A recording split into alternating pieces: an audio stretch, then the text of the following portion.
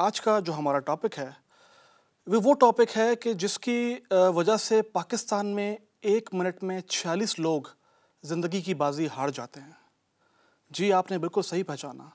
ये हैं दिल के अमराज, बिलखुसूस हार्ट अटैक। हार्ट अटैक क्या होता है, क्यों होता है, क्या वजूहात हैं और क्या चीज़ें करके इससे बचा जा सकता है। पाकिस्तान में इस वक्त 1 मिनट में कम से कम 3 मरीज़ दिल का दौरा पड़ने से जाँ बहक हो जाते हैं। दिल का दौरा पड़ने की सबसे बड़ी वजह जो कि हमारे माशरे में बहुत कॉमन है वो है स्मोकिंग। दूसरी सबसे बड़ी वजह वो है अमराज जैसा कि ब्लड प्रेशर, जैसा कि ज़ियाबतीज़ या शुगर की बीमारी। उसके अलावा जो दूसरी वजूहात हैं कि जिसकी वजह से आपको दिल की बीमारियां हो सकती हैं वो हैं आपका मोटापा। ग़िज़ा के मामले में अगर आप जो है वो बेपरवाही करें तो उसकी वजह से भी आपके दिल के जो अमराज हैं वो आपको हो सकते हैं। सबसे पहला जो रिस्क फैक्टर है वो है कि अगर आप मर्द हैं, अगर आप मेल हैं, तो आप में दिल की बीमारी होने के चांसेस औरतों के मुकाबले में वैसे ही बढ़े हुए होते हैं।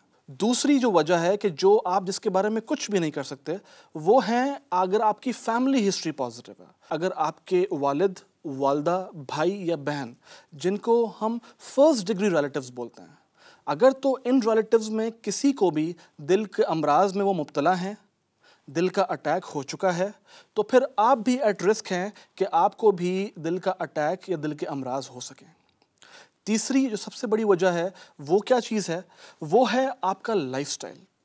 अगर आपका जो काम की नौयत है वो है ही आराम पसंदी, वो है ही ऐसा कि जिसमें आपने कुर्सी पे बैठ के काम करना है, जिसमें आपकी एक्टिविटी नहीं है, तो उसमें ये होना कि आप बिल्कुल ही उसको लाइफस्टाइल को चेंज करें, इसके चांसेस बहुत कम हैं। ये वो तमाम फैक्टर्स हैं कि जिनको कहते हैं कि हम नॉन मॉडिफाइबल रिस्क फैक्टर्स। अब हम आते हैं उन रिस्क फैक्टर्स के ऊपर कि जो मॉडिफाइबल हैं, जिनको अगर आप चेंज कर लें तो आपके जो रिस्क हैं of having a heart attack वो बहुत कम हो जाते हैं। सबसे पहला जो रिस्क फैक्टर है जो कि आजकल पाकिस्तान के अंदर हर चौथा इंसान इसमें मुब्तला है वो है स्मोकिंग, तंबाकू नोशी। तंबाकू नोशी जितनी ग्लैमरस नज़र आती है, डीप इनसाइड ये उतनी ही आपके लिए ख़तरनाक है। अब हम आते हैं जो मॉडिफाइबल रिस्क फैक्टर हैं उसमें नंबर 2 जो कि सबसे ख़तरनाक है। हाई ब्लड प्रेशर की बीमारी वो बीमारी है कि जिसका एक तो पता नहीं चलता, इसीलिए इसको कहा जाता है साइलेंट किलर। मकसद है ब्लड प्रेशर कंट्रोल होना। मकसद ये नहीं है कि दवाई लेके आप तसल्ली में आ गए कि हाँ ब्लड प्रेशर जो है वो मैं दवाई ले रहा हूँ तो ठीक है। तो इस सूरत हाल में क्या करना चाहिए? इस सूरत हाल में ये करना चाहिए कि अपना ब्लड प्रेशर घर में चेक करना, उसका चार्ट बनाना और वो चार्ट लेकर हर महीने कम से कम अपने कार्डियोलॉजिस्ट को या अपने जो जनरल फिजिशियन है उसको जाके लाजमी दिखाइए। इसके अलावा और क्या चीज़ है कि जिसकी वजह से आपकी जो दिल की नालियां हैं वो सिकुड़ सकती हैं, वो है आपका कोलेस्ट्रॉल ज़्यादा होना। सालाना चेकअप अपने फिजिशियन से करवाना है ताकि वो आपको उन डिजीज़ के लिए स्क्रीन करे कि जिन डिजीज़ के लिए आपको पता नहीं चलता, जिनका जैसे ब्लड प्रेशर है, जैसे शुगर है, जैसे कोलेस्ट्रॉल है और जैसे दिल की बीमारियां हैं उनके लिए। क्या अलामात हैं कि जिसकी वजह से आपको जो है ना वो अलार्म्स बजने चाहिए कि आपको दिल का आर्ज़ा लाक हो सकता है? क्या अलामात हैं कि जिसकी वजह से आपको जो है ना वो अलार्म्स बजने चाहिए कि आपको दिल का आर्ज़ा लाक हो सकता है?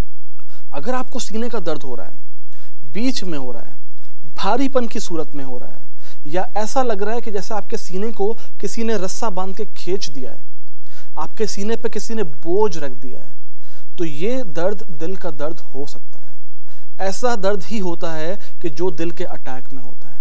अगर आपको सीने का दर्द हो रहा है, बीच में हो रहा है, भारीपन की सूरत में हो रहा है, या ऐसा लग रहा है कि जैसे आपके सीने को किसी ने रस्सा बांध के खींच दिया है, आपके सीने पे किसी ने बोझ रख दिया है, तो ये दर्द दिल का दर्द हो सकता है। ऐसा दर्द ही होता है कि जो दिल के अटैक में होता है। अगर यही दर्द आपको सीने का आपके उल्टे बाजू में जाए, यही दर्द आपकी गर्दन में जाए, यही दर्द आपके जबड़ों में जाए, या यही दर्द आपको दोनों कंधों में होना शुरू हो, तो फिर ये और ज़्यादा सेंसिटिव है, ये और ज़्यादा चांसेस इसके ज़्यादा हैं कि ये जो दर्द है ये दिल का दर्द है। फिर आपने फ़ौरन एक इमरजेंसी जो डिपार्टमेंट है वहाँ जाना है।